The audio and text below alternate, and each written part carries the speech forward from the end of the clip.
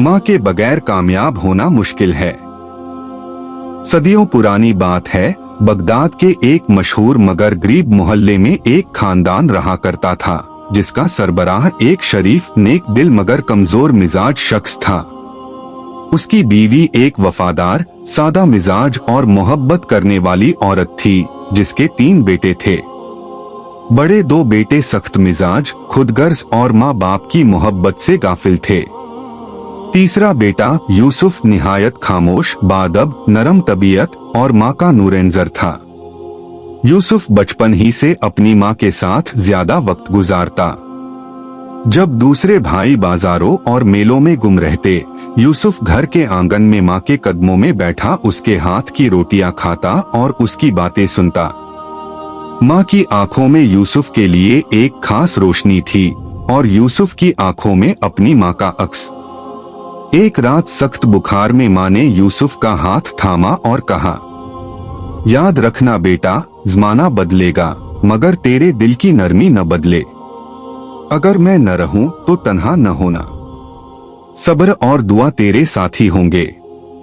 चंद ही दिन बाद माँ इस दुनिया से चली गई। यूसुफ के लिए ये पहला ज़ख्म नहीं था, लेकिन सबसे गहरा ज़ख्म जरूर था।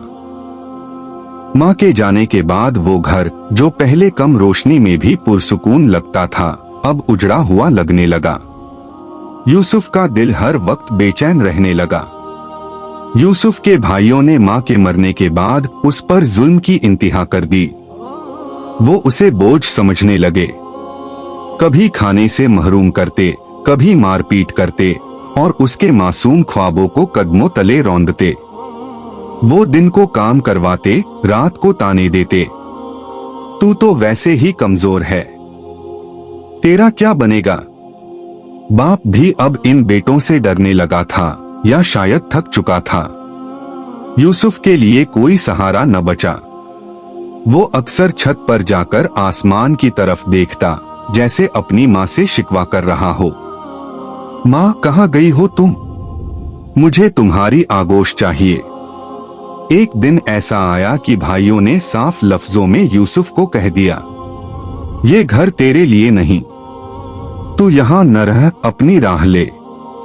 और यूं सर्द रात के वक्त बगैर चादर और बगैर पैसे यूसुफ को दरवाजे से धकेल दिया गया। बगदाद की गलियां उस रात चुप थीं, मगर यूसुफ के कदमों से सदा आ रही थी। उसके पाँव में चप्पल न थी, मगर दिल में माँ की दुआ थी। वो चलता रहा, न जाने कब तक, न जाने कहाँ तक। आखिर एक मस्जिद के आंगन में जा बैठा। वहां बैठे एक बुजुर्ग ने उसे देखा और करीब आकर पूछा, बेटा कौन हो, कहां से आए हो? यूसुफ ने सिर्फ इतना कहा, मैं उस माँ का बेटा हूं जो अब नहीं रही। बुजुर्ग ने उसे अपने मदरसे में जगह दी, खाना, कपड़ा और इल्म सिखाने की इजाजत दी।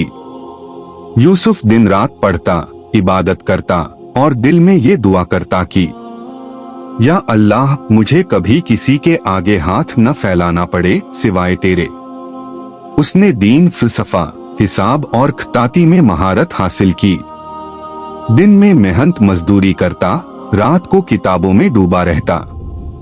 और वही लड़का जिसे भाई निकम्मा कहते थे, आहिस्ता आहिस्ता मदरसे का सबसे ज़हीन तालिब-ए-इल्म बन गया।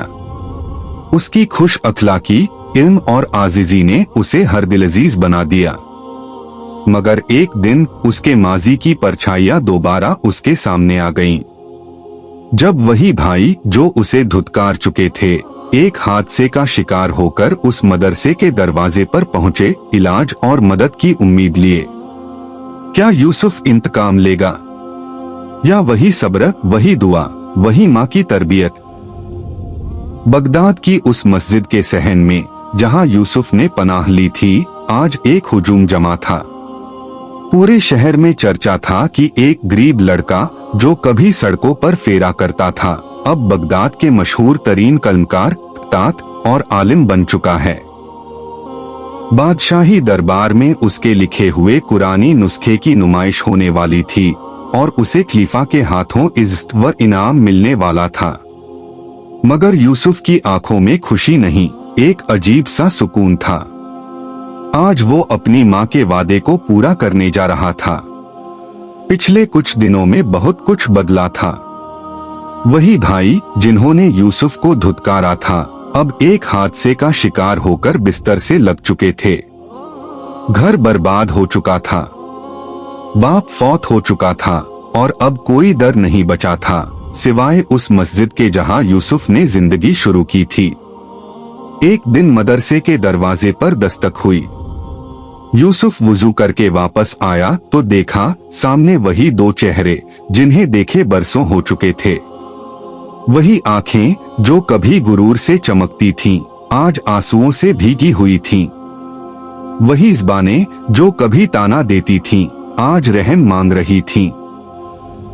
वही हाथ जो कभी धक्का देते थे, आज बख्शिश के लिए फैले हुए थे। यूसुफ कुछ लम्हे चुप रहा, जैसे वक्त की रफ्तार थम गई हो। फिर उसने वही अल्फाज दोहराए जो कभी माँ ने आखिरी वक्त में कहे थे, सब्र बेटा, सब्र और दुआ तेरे साथी होंगे। यूसुफ ने इन दोनों भाइयों को अंदर बुलाया, उन्हें पानी पिलाया, उनके जख्मों पर मरहम रखा और अपने कमरे में जगह दी। उसने मदरसे के तबीब से इलाज करवाया और दिन रात खिदमत की जैसे वही भाई उसके साए हों। किसी शागिर्द ने यूसुफ से पूछा, ये वही लोग हैं ना जिन्होंने आपको घर से निकाला था? यूसुफ मुस्कराया और सिर्फ इतना कहा, माँ कहा करती थी, जिस दिल में माफी न हो वो इनसे भी खाली होता है। वक्त गुजरता गया। यूसुफ बगदाद के काजियों, उल्मा और दरबारियों में पहचाना जाने लगा। खलीफाए वक्त ने उसे अपना जाती मुशीर बना लिया। उसके लिखे गए खुतूत, ताती और नसीहतें दूर दूर के बादशाहों तक पहुंचने लगी। वो अब दौलत, शोहरत और इल्म का मीनार बन चुका था।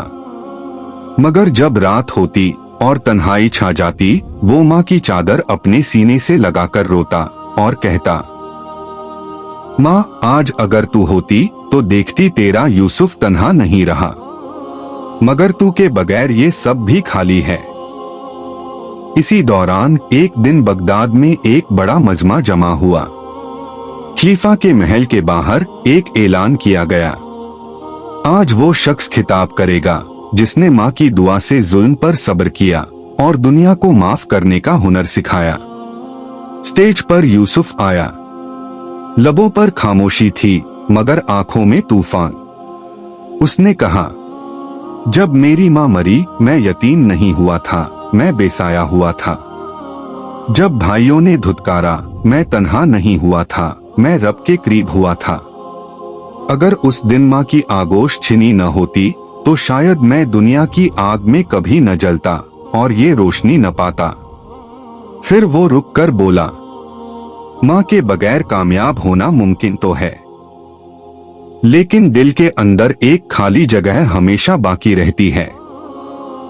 और फिर उसने दरबार से बाहर आकर मदरसे के उस हुजरे की तरफ देखा जहां उसने पहली रात बेशाब गुजारी थी।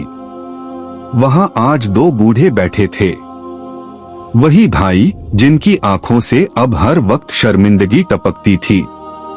यूसुफ उनके पास गया, उनका हाथ थामा और कहने लगा, आओ हम सब एक नए घर चलते हैं, जो माँ की कमी तो पूरी नहीं करेगा मगर मोहब्बत जरूर बांटेगा।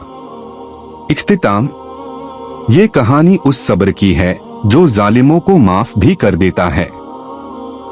ये कहानी उस माँ की है जो मरते दम तक दुआओं से बेटे को समेटती है। और ये कहानी उस यूसुफ की है जो जुल्म से नहीं माफी से जीतता है।